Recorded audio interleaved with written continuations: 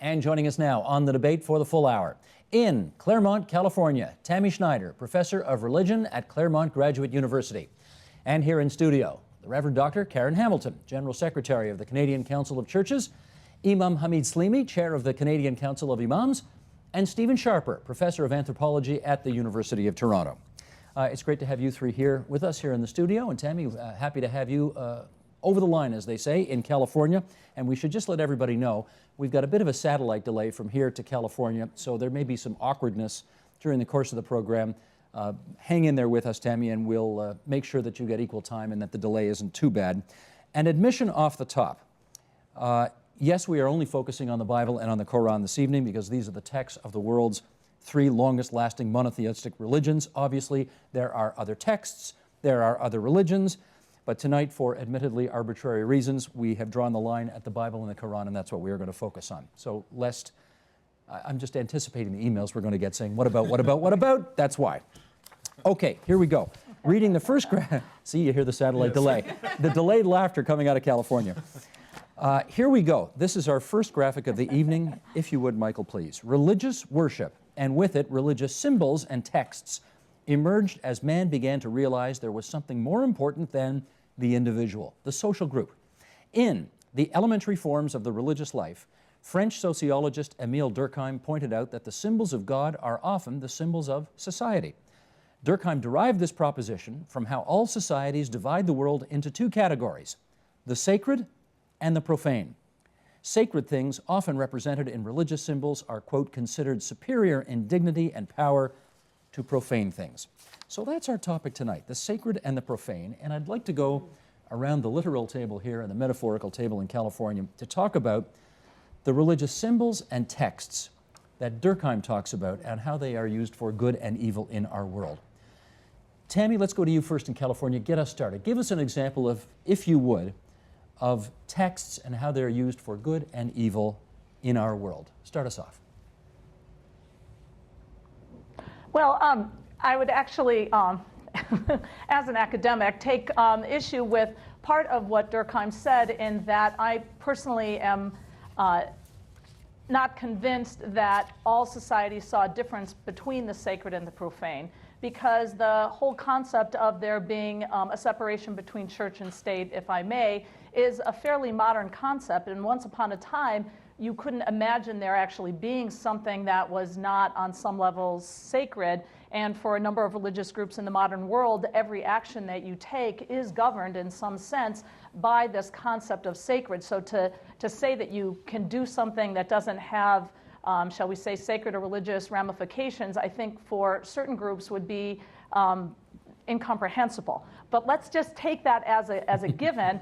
I understood the question originally as something along the lines of a text that has been used for what some would say evil, which is again a problematic concept in the sense that at least in Hebrew, which is the language in which the Old Testament was written, there's a word for bad and a word for good, and the concept of evil as a different category is also fraught with difficulties in translation, at least. But my text okay, Tammy, I'm going to jump in here for a second and say, let's all acknowledge that we're all going to have difficulties with the premise of tonight's program, and I've got academics here who want to parse every word. There we go. But humor us on the premise, and let's just get going. I'm sorry, so I'm going there now. Is in the book of Genesis, if we may start there, there's a story of Dinah in something around chapter 34 of Genesis, where Dinah goes out to visit the women, the daughters of the land. And this is right after the family of Jacob has just come back to the land of Israel, and she's raped. And there's this huge discussion over time about whether she's really raped or not. But the bottom line is that most of the time, she is the one who is blamed for having gone out. And so this text has traditionally been used, and the reason I bring this up is that you can document it from already the 1st, 2nd century of the Common Era up through the modern times to show that, well, if a woman dresses badly, she should be raped. And so here's an example where from my perspective, it's actually showing that you have problems in the land. There's got to be an explanation as to how to protect women. That's what the conflict between the brothers and the person who raped her was. But instead, it has often been used to show that women must be kept separate, must be kept behind closed doors, must be veiled, must be kept somewhere else, rather than used as a text to explain how we need to create a society where women are safe. Okay, very good. Hamid Slimi, how'd you like to go second? Did that fit the bill? Nicely done. Nicely done. Okay. I like to think of, I agree with Tammy on Emil Durkheim's definition. Unfortunately, as a comparative world religion scholar, we were taught, few precepts that you have to think this way. But coming from my Islamic background, the question falls in more of is more in the realm of action and deeds than beliefs. And the reason why, because when do we judge something wrong or right? When it translates itself from belief or words into action. So the best example I could think of is the concept of enjoining good and forbidding evil, which is very praised and encouraged in the Qur'an. In the name of enjoining good and forbidding evil, a lot of good is happening and a lot of evil is happening. And the problem with that is there is no set principle on how to enjoin good and forbid evil. It could vary from a context to a context. But some people may take that, the verses that say that the believers enjoin good and forbid evil, some people who don't have no authority. There is a state, there is a government, there are elected people, and then someone from the citizens would say, I'll enjoin good and I will forbid evil. But he doesn't have a mandate to do so. This problem is in the Muslim world, where people want to change what the government or the state or the rulers are supposed to do. This is where the confusion is happening. People want to rule the country with, let's say, Sharia or according to the Quran. So what happens here? You have an elected government, or sometimes you don't have an elected government, you despots, but still you have individuals or groups of people who are willing to take on this responsibility and change in society, and their mandate is God saying the believers should enjoin good and forbid evil, whereas it doesn't mean this is a state matter. This belongs to the justice system. It has to have a legislative authority and executive authority to implement such verses in a wide scale. But the people take it as a personal duty that I have to enjoin good and forbid evil, which causes chaos. Understood. And we'll pick up on some specific phrases as we go along throughout the course of the evening. Okay, Karen Hamilton, let's hear yours. All right, I'm going to jump in and say, yeah, there are at least 3 of us now who have the same problem with that definition, but I'm jumping in further and going where you'd like us to go. Christianity, of course, has a unique relationship to Judaism in that we share texts. And one of the places where this has been very problematic is in New Testament, Old Testament relationships. So, for instance, there is a passage in at least 2 of the Gospels, in Matthew 26 and in John 12, which talks about a woman anointing the feet of Jesus, and there's some protest from Judas the disciple. And one of the things that Jesus is quoted as saying is basically, leave her be, when Judas says this money that she spent on the ointment could have been used to take care of the poor. Jesus says, leave her be, the poor you will always have with you. Now that has been interpreted as a justification for not doing anything about poverty, which we know, according to the mandate of Jesus, doesn't fit. He couldn't have meant that. So what you know when you look at the relationship is that if you go back to Deuteronomy chapter 15, verse 11, I think it is, the quote is spelled out in full. And what the Deuteronomy passage says is basically, the poor you shall always have with you, therefore stretch out your hand to them. Therefore give them what they need. So what Jesus is saying is something far more complex than it has been interpreted to mean in our modern time, because of course the first readers and hearers of the Gospels would have known that Deuteronomy text. And by not knowing that they knew the text, it has taken us to some pretty unfaithful places. Fascinating. Okay, you got a problem with the premise of the show too. No, all right. We know. I'm going to let old Durkheim lie. I won't kick that dead horse. Onward, Christian soldiers. Let's go. But there is, of course, just building on the excellent point from Karen, another quote, for example, an eye for an eye, a tooth for a tooth. And Classic. it's quoted in Matthew's Gospel, etc. You have heard this, and now I say, turn the other cheek, etc. Well, some scholars will say, in the context in which this was written originally, this was actually seen as a break on violent retribution. So you took out my eye, I'm going to kill you. No, an eye for an eye, a tooth for a tooth, in the sense that I am going to give equal and just retribution rather than overwhelming, destructive, vengeful action for something that you've done to me. So it's often taken out of context as saying, you do something to me, I'm going to do it just as mean, in such a mean spirit and vengefully toward you. And this is often something that we do. We take things out of context and then we interpret them to fit our own political, economic, cultural agendas. Given that the four of you had considerable problem with the premise of the program, I think you're off to a great start. Those four answers were terrific. Let's keep going. Okay, here's a quote here. Slay them wherever you find them. One of the phrases that has been used by jihadis, if I can put it that way. Osama bin Laden has used it to justify violence. It's from the sword verses in the Qur'an. Okay, Imam, I'll go to you first on this. Tell me the religious context of these verses and if they exhort violence in the whole. No, absolutely not. Basically, it's like, I'm going to give you a simple example. And when we teach kids, we teach them, about the context. And we say, John hit Jack. And Jack screamed and woke the baby up. So now, if you don't say John hit Jack, we just say Jack screamed and hit the baby. So Jack is a very bad boy. He screamed. You do need the bigger picture, don't you? So we need the big picture. So we have to go back to John. Why did you hit Jack? So what's the bigger picture for slay them The bigger wherever you picture find is them? actually, there was a group of people actually who broke the treaty and started the offense.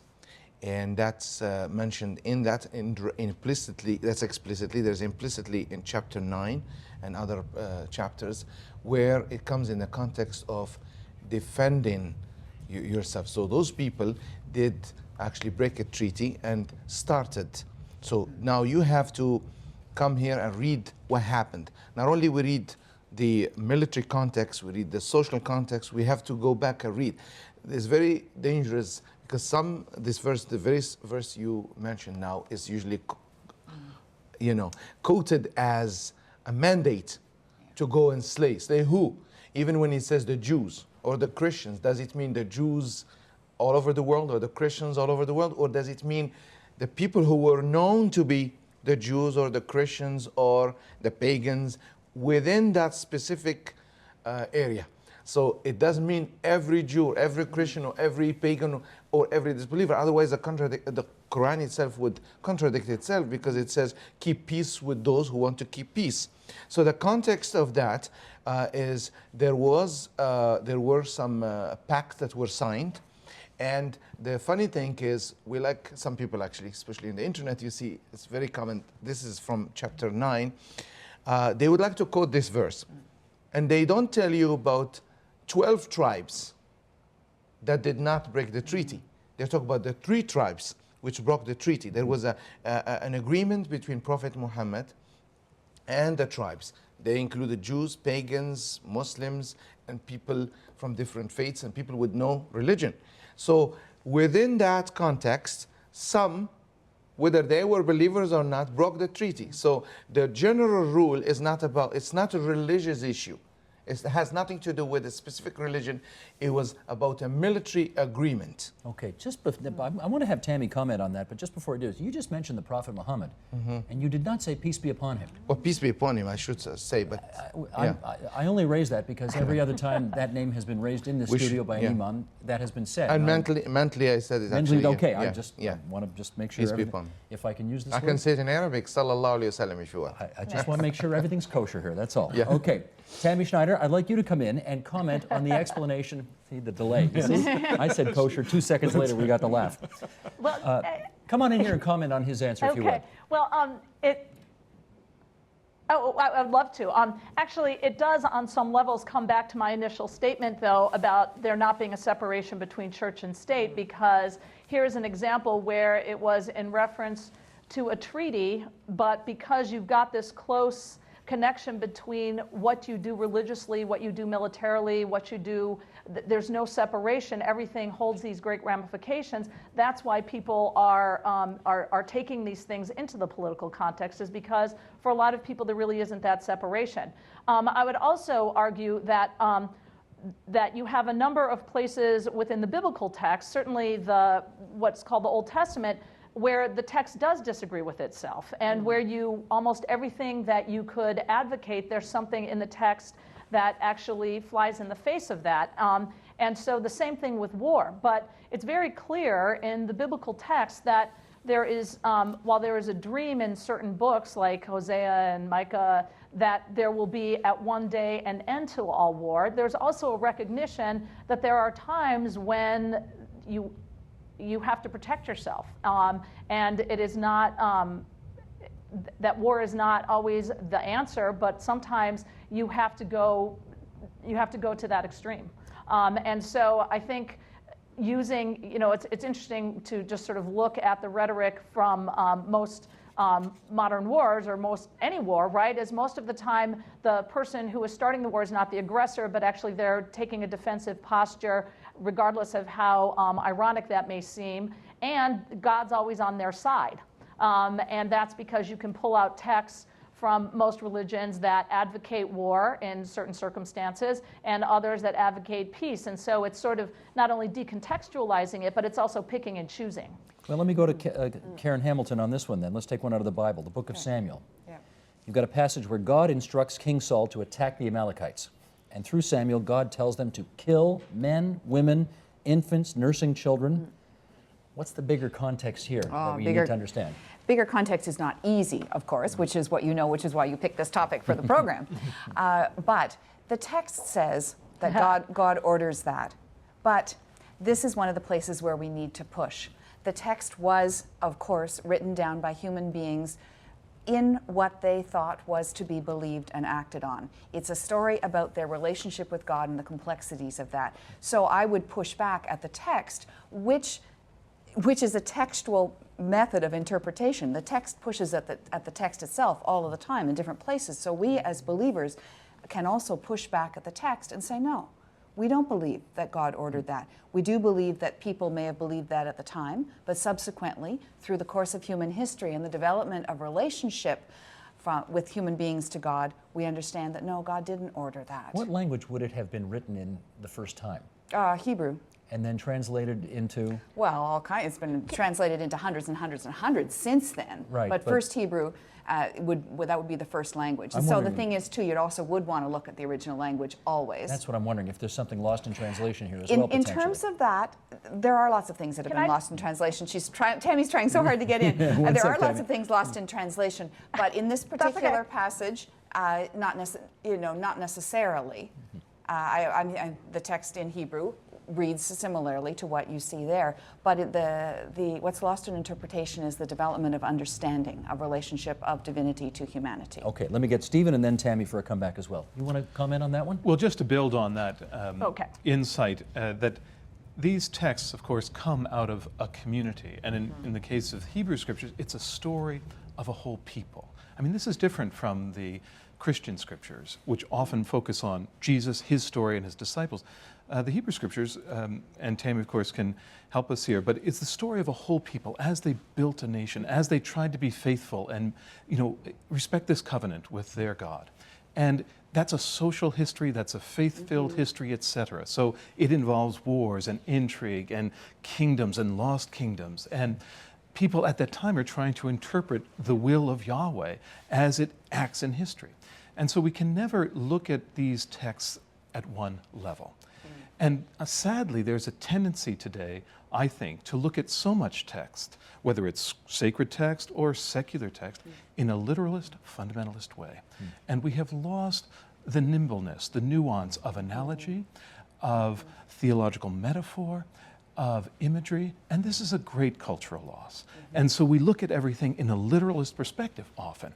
And it just doesn't work when we're looking at dynamic texts such as these. Tammy Schneider.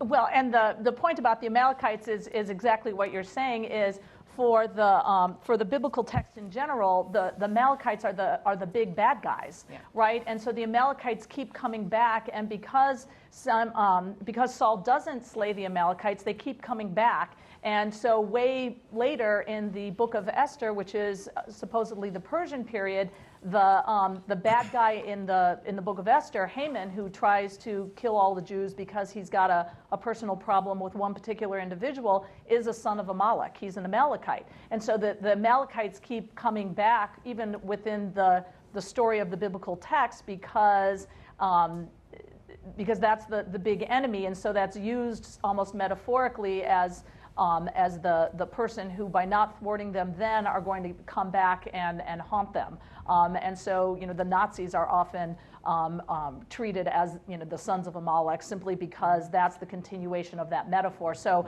Steve just nailed it about how are we using what lens of analysis we're applying. Hamid Slimi. Yeah, I would like to just correct probably something. If you could read the full verse, because there are a few verses that start the same way. I think you were referring more on the one on chapter 3. Okay. You're talking about the verse in Samuel? The verse, the Quranic verse that you mentioned. The Quranic verse. Yeah. Oh, but back from 10 minutes ago. Yeah. Oh, we're not going back 10 minutes, Okay. Imam. No, we're moving forward on this program. No, but we have, thank you. No, but we need, because we started with the Quran, so I guess we have to. I'm going to come back to it, don't worry. Okay, but that verse there, you read the beginning of it, and the funny thing here is, in the Quran, a lot of verses start the same way, unless you read. So there's one from chapter 3, which speaks about the people in Medina and the people in Mecca. Okay, there is a war, state of war between them. Okay, and then there is a treaty that will happen later. Okay, we went through. And then there is in Medina, the reference to Medina is in chapter 9 and chapter 8. So, but the bottom line is, they share one thing. Unless you have the historical and linguistic and the social context understood, it'll be difficult to interpret. The problem today is a lot of these people who claim to use the Quran itself, they have no background, not only of the Quran. Secondly is, the Quran has established the foundation. And it's open, as the good doctor said here, unless you have this ability of making it livable in a way that people see the sense of it. Nimble interpretation is the way Nimble interpretation. Nicely put, if I may say, Stephen. And unless you, then you won't relate to the realities of people. Dr. Hamilton. All right, what I wanted to do was follow up on Steve's comment and to say that we need to take forward in this conversation the issue of literalism and fundamentalism and remind ourselves not only have we forgotten the history of the texts in many ways, but we've forgotten the history of interpretation. Literalism and fundamentalism are modern inventions. They're new, and people forget that. And I was reminded of that when you were saying, we have lost metaphor. That's right, the texts were always interpreted metaphorically, allegorically, until the last couple of centuries. So to interpret a text literally is a new invention, and we've forgotten that. Imam, as long as you had the floor there for a moment, do you want to, a word we have heard a lot in the last decade is the word jihad, which I think most people interpret to mean holy war. But again, as we're on the topic here, do you want to bring that word into some kind of broader context so that we can understand it more richly? Yeah, war is not holy anyways.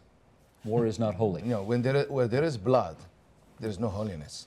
You're killing your brother and your sister. So killing and the war is the last resort to go to. So jihad, my definition from my book, Terrorism in Islamic Perspective, is a defensive measure for the necessities of life. You have to fight when you need to defend your life, your country, your family. So you defend. So it's a defensive measure. This is the big debate that is going, the discourse between the people who believe in armed jihad versus the people who believe that jihad was an honorable thing, which is, let's say, God forbid, in Canada is attacked, Canadians have the duty to defend their country. That would be my understanding of jihad. Stand by for 1 second, because we're going to lose Tammy Schneider soon, because she's got to go teach. She's a professor, and she's got to go teach a class. These things happen. So we're going to lose you in a few moments, Tammy. So would you follow up on that and tell us your understanding of jihad in the broader context? Well, I'm not an Islamicist, and my Arabic, which I studied a long time ago, is not good enough for me to enter into a detailed analysis of that. But I would say, and it goes back again to a lot of the themes that we've discussed thus far, is this idea of a holy war, which you find in the Bible as well, is if the Israelite God tells you to go fight a war because of whatever reason, that should, by definition, be a holy war. The problem becomes when who is the one who decides whether something is holy or not, and who becomes authoritative. So for a number of years, let's say within the Catholic Church, the Pope was the authoritative figure. There are other religions. One of the pluses and minuses of Judaism is that you tend to not really have authorities, and so you have, for example, the major reference point are other texts where you have the rabbis discussing things, and you have, Rabbi Hillel says this and Rabbi Shammai says this, and they're usually not in agreement, and then you move on, and then you have to determine, well, which one is right. And so that's one of the complicated things, I think, with this discussion is the nimble metaphor, if I'm getting Steve's phrase correct, and there are so many different ways to approach the text and interpret it, that who has the authority to do that? And so in the modern world, I think a number of people are taking it upon themselves to be the authoritative figures when they, when others, let's say, might disagree with how authoritative they are. Okay, Tammy, let me do one more thing with you here. About with my students. Forgive me, because I Yes. want to keep you on time for your students, so I got you for one more minute, and I want to ask you this while I've still got you for a minute. Thank you. The scriptures, the Bible, the Qur'an, all Okay. compiled during either the Roman or the Byzantine Empire. And I want, if you could, to give us some sense about what role empire played in writing down all of these teachings. Well, and parts of the Old Testament were, of course, written down probably earlier, but you have also ancient empires like the Assyrians and the Babylonians, who are my bread and butter. And I think that's a huge point, because when you are you comparing yourself and fighting against a democratically elected state, or are you working under under an empire? And I have a student a number of years ago who was from the former Soviet Union, and he often talked about the whole concept of kingship, right? And we talk about kingship as sort of benign, right? It's like these wealthy people who have a lot of land and, have ceremonies. But once upon a time, they were despots, and they thought they ruled because of God, and so it limited what you can and can't say. And so again, it gets back to some of this nimbleness with the text and metaphors are, what can you say when you're under certain regimes? What can you not say? And more often than is probably comfortable in most religious groups is the people who were the party out and were sort of fighting against the cruel despotism eventually got into power and then became they, right? So you have just really complicated layers of the difference between when the texts were written, under what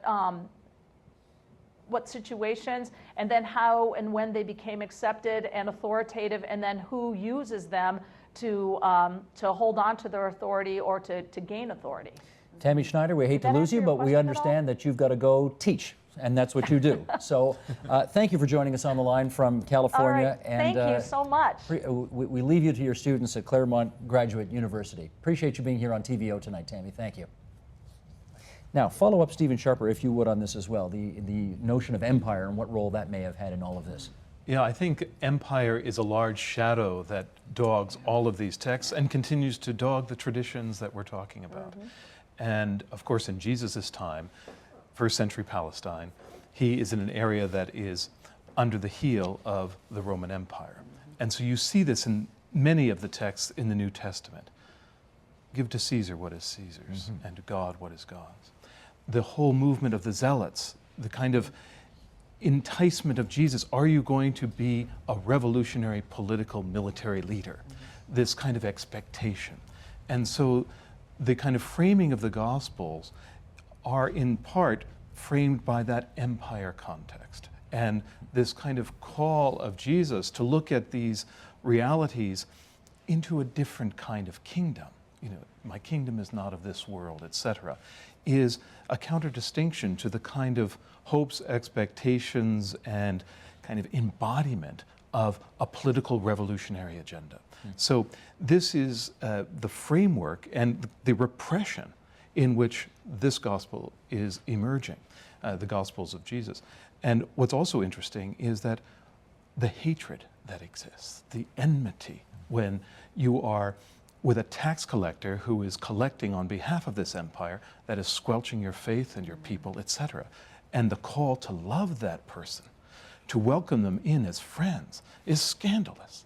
And so the role of empire accentuates the radical love of the gospel message, because it's not just like a tax collector from Revenue Canada who you may not like to, necessarily write checks to, but you might love to have them over for a beer.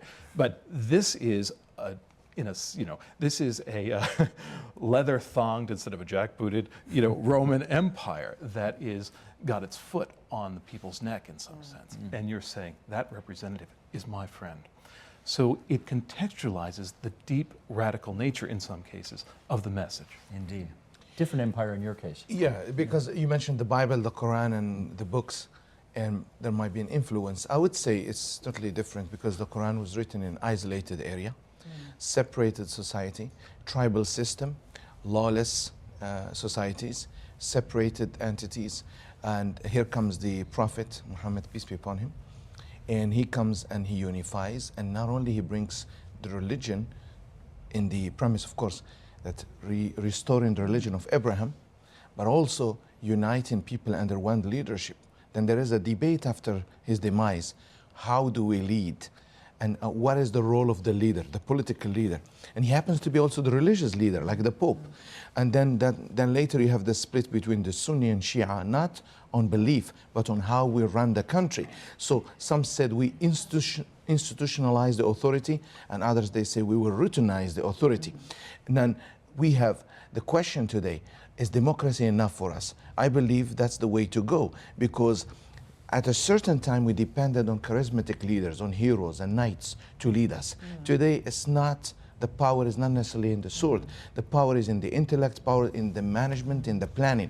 So who should lead us? The only way to get out of all these problems, we see today problems in South Asia because of this tribalism. We will never be able to make everyone happy. So what's the way to go? The world is going towards this direction. Let the majority lead.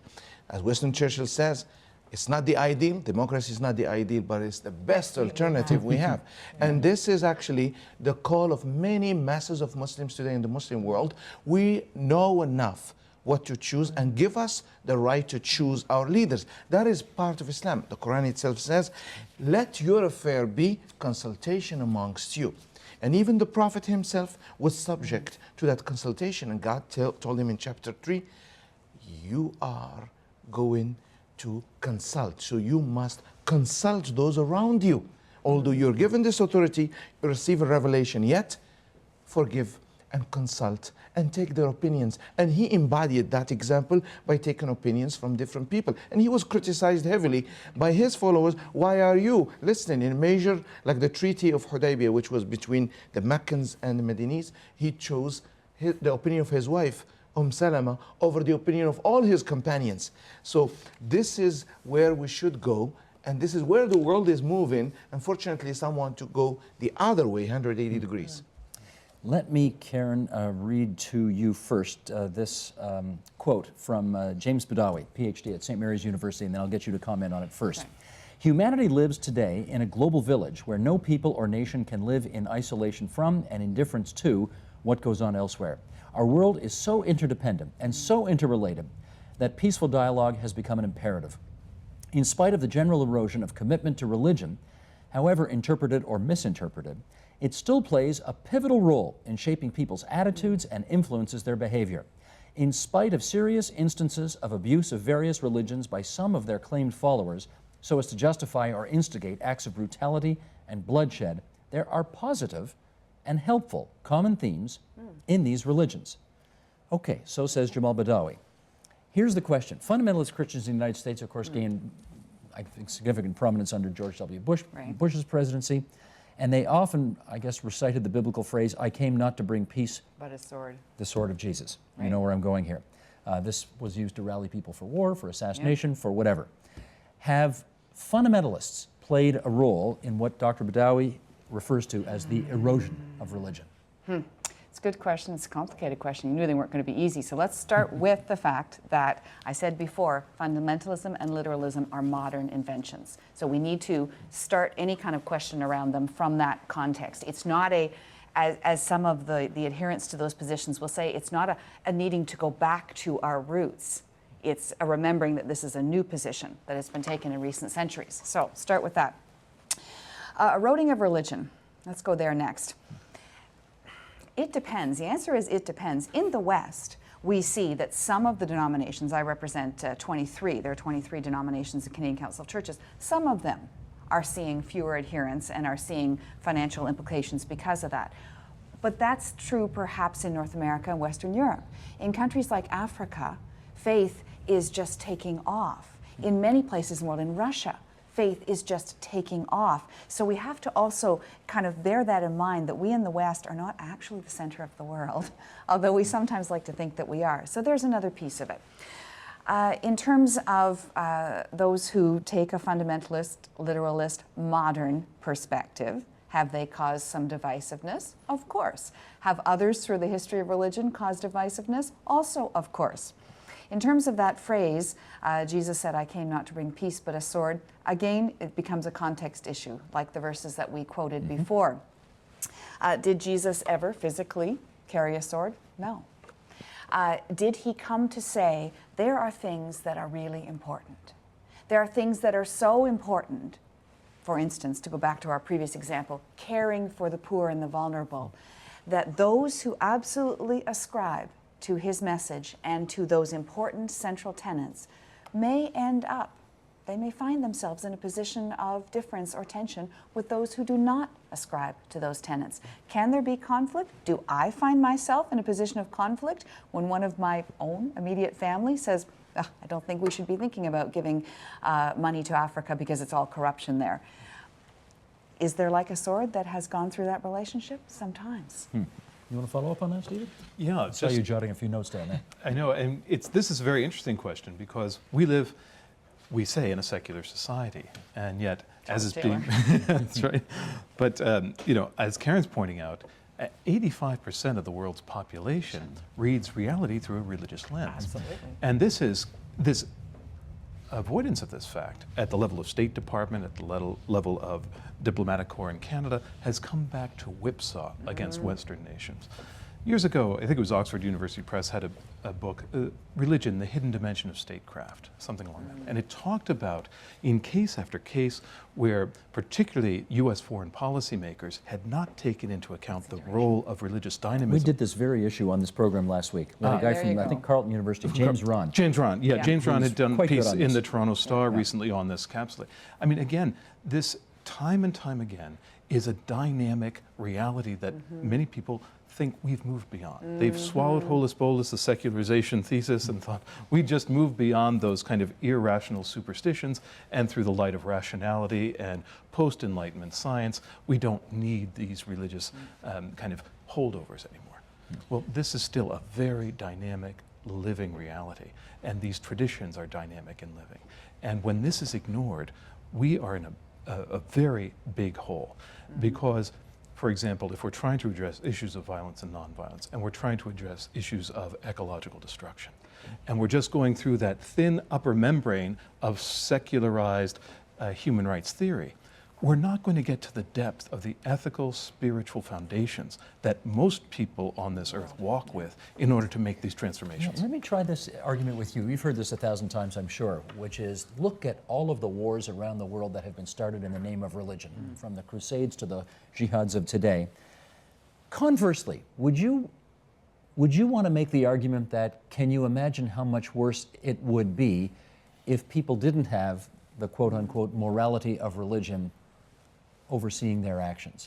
Do you want to make that case? I would say so, yeah. May I say something just before I answer a question? Oh, that was such a great setup, and now you're going to go take me in a different direction? No, it's 3 points, and I couldn't wait to get a chance to talk because the issue of literalism, you say it's new, but in the Muslim world, okay, it's fair been enough. there. Yeah, There was a okay. big movement of, we call them Dahiriya, literalists, who just, and actually they vanished because they didn't, it was not practical. And they actually even flourished sometime in Andalusia, in Spain, and then it didn't work, and then they vanished. We still have them. They come from time to time. A lot of these extremist views are coming from such people, literalists. The point that Steve just mentioned now, the call to nature, the call to the natural way. The way I see the quote you quoted from the Bible, as a Muslim, non-Christian, I see sword here, I understand it as a reader of the Bible too. I see he meant maybe by the sword authority. He meant something that was understood within that historical context. The sword represented a lot of things. Authority. I don't see it as, because as example, Jesus didn't kill, didn't fight, but he fought a system and he brought change. So the sword doesn't necessarily represent, it's a symbol, but it doesn't mean, like the balance doesn't, we don't put things and weigh them, but that's justice. So going back now to your question, yes, many times we like to blame beliefs. We like to blame systems. We tend to always hang things on people. So we say, you know what, it's because of their beliefs. We do not want to face reality. There are political realities in the Muslim world, for instance, and these have nothing to do with religion. It's greed. Most of the Muslim countries are corrupted governments. Let's face it, forget religion. You know, religion is being used by movements as a way, as you said, 85% of the people would understand the message if it's religious. And it has power. You have the power of the pulpit. You have the power of God. And people are looking for leaders, and religion comes and fills that big vacuum. This is the reality. But going back to, and just coming out of the context, and it's a very difficult thing for someone ruling a country in this, it becomes an issue of, what do you really believe religion has come for? My belief, as the Quran says is clearly, Islam is a call to nature. We have ecological movements, we must support them. You know, some may say, oh, Islam and environment. I say environment and preserving the environment is what Islam is all about. Okay. So whatever will bring us back to nature, that should be, in my view, Islam. Karen Hamilton, can I get you to follow up on that question, whether you believe the world would be an even more chaotic and immoral place if not for religion? Well, there is the quote that says the problem with religion is that, you know, people practice it. Well, you don't practice, you don't get better. Well, that is also true. But if you look at the issue of violence, and you said it actually in the way you set up the question, because you said wars have been declared in the name of religion. Yes. Well, that's exactly right. Religion has been taken as an excuse to proclaim the wars. So would many of those conflicts have started anyway? We'll never know that, but it's a possibility. However, more telling, I think, is the fact that we have to look at current history around this, and the greatest, and numbers are always a very dangerous place to go to, but the greatest number of deaths have been caused by so-called secular regimes in recent years. If you look at Stalinist Russia, for instance, that would be one of them. So unfortunately, the sad news is that our human reality causes us to kill each other, whether we do it in the name of religion, whether we do it in the name of a secular state. It is a human tendency, and one which I believe religion, when we interpret it in its complexity, can take us forward from. But it's not fair to hang death and destruction on religion. No, it's not fair to hang death and destruction on religion. However, it has been used that way, and religions, also to be very fair, religions have acquiesced often. Does religion flourish more in times of war or times of peace? Well, that's an interesting and difficult question, but to partially answer it, I want to use an anecdote.